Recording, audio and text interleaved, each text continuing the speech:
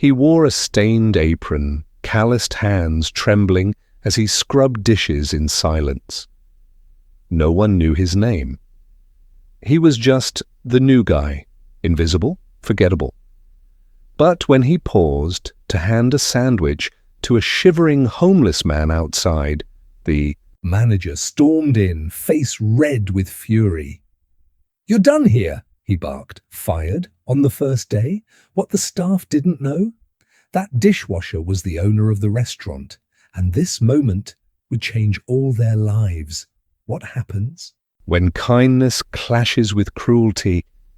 And who really holds the power in a place built on service? Meet Daniel, a seasoned restaurant owner in his 40s who once started with nothing but a dream and a passion for food. Over the years, he built a successful restaurant empire, admired by many. But now, sitting in his sleek office, he feels a growing emptiness.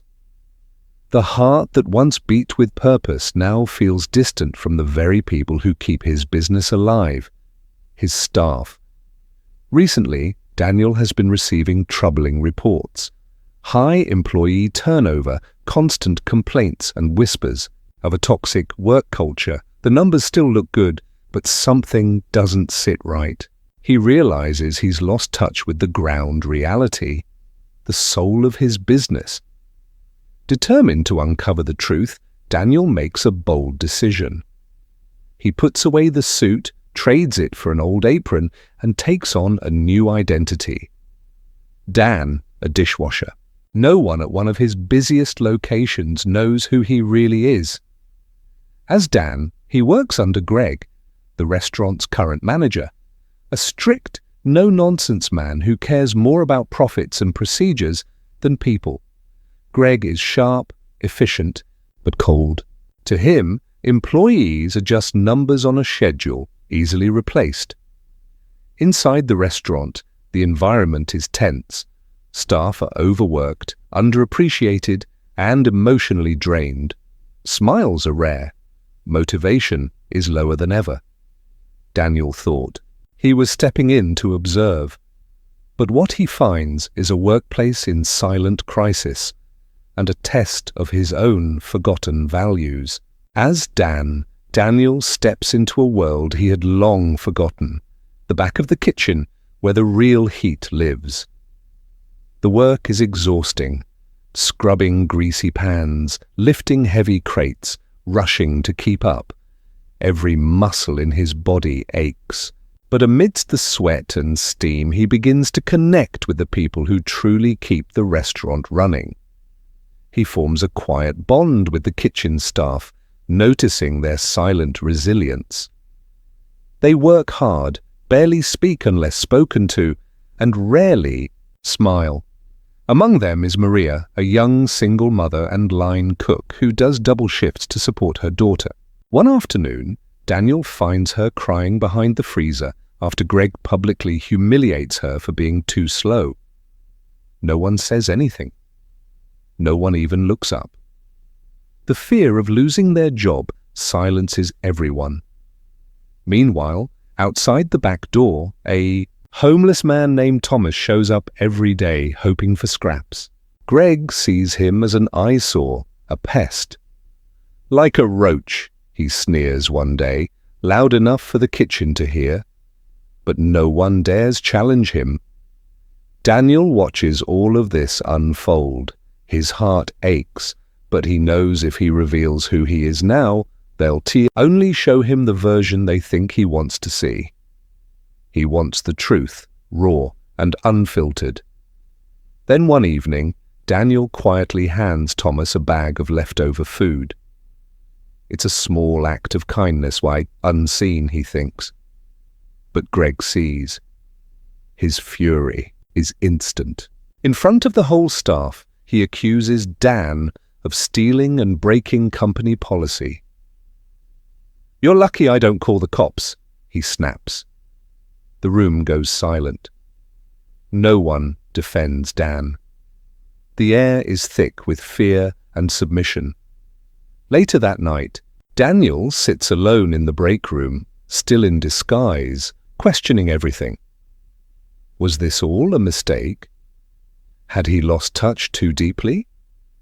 Is the price of compassion too high in a world obsessed with control?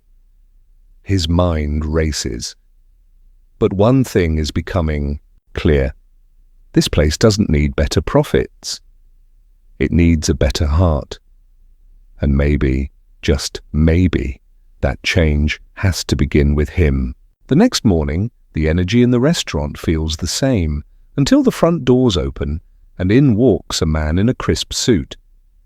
It takes the staff a few seconds to recognize him. It's him. Dan, the dishwasher, is actually Daniel, the owner.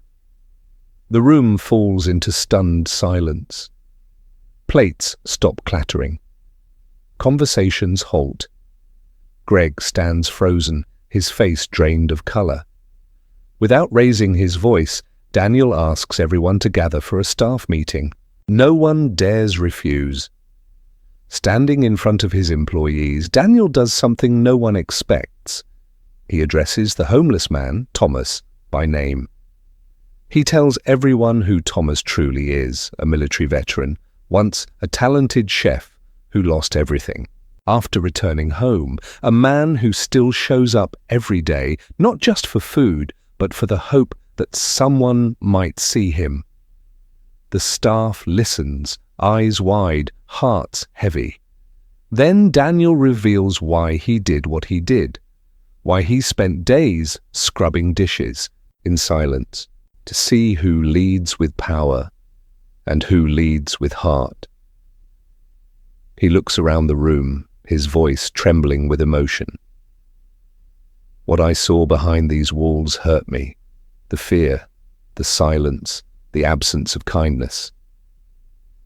He pauses and then says, "People think compassion slows business down. They're wrong. Compassion is the business, and if we don't remember that, we lose everything that matters."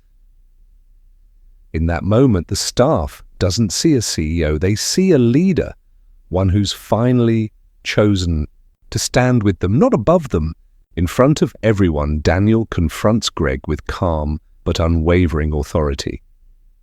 This isn't about revenge, it's about drawing a clear line between leadership and cruelty disguised as discipline. With steady words, Daniel fires Greg, making it clear that this restaurant will no longer tolerate a culture of fear and disrespect. Then, turning his attention to Thomas, the homeless man, Daniel offers him something no one expected. Not just daily meals, but an apprenticeship in the kitchen, a real chance to rebuild his life and skills. Maria, her eyes welling up, steps forward and hugs Daniel. The room softens as other staff begin to open up, sharing their hidden struggles and quiet perseverance. The atmosphere shifts. The heavy weight of silence gives way to hope and connection. For the first time in a long while, vulnerability replaces fear. Walls come down and people feel seen and heard. Daniel looks around the room, feeling the power of this new beginning. He promises a fresh start, a new leadership style rooted in empathy and respect, where kindness is not a weakness but the foundation of their work. He reminds everyone, and himself, that sometimes you have to lose everything, even your own identity, to remember what truly matters. Not just the success of a business, but the humanity within it. This moment marks a turning point, not just for the restaurant, but for every life touched by its doors. Daniel never returned to his corner office. Instead, he rolled up his sleeves and cooked beside his team. The restaurant didn't just survive, it bloomed. Word spread. Customers returned, drawn by something deeper than the food, humanity. And the homeless man? His name was Thomas. A year later, he became head baker, because someone believed in him. In a world that too often punishes kindness, Daniel proved it's not weakness, it's leadership. Sometimes the smallest act, a sandwich, a smile, can rebuild a soul and rewrite an entire story. Please subscribe for more true stories that remind us what it means to be human.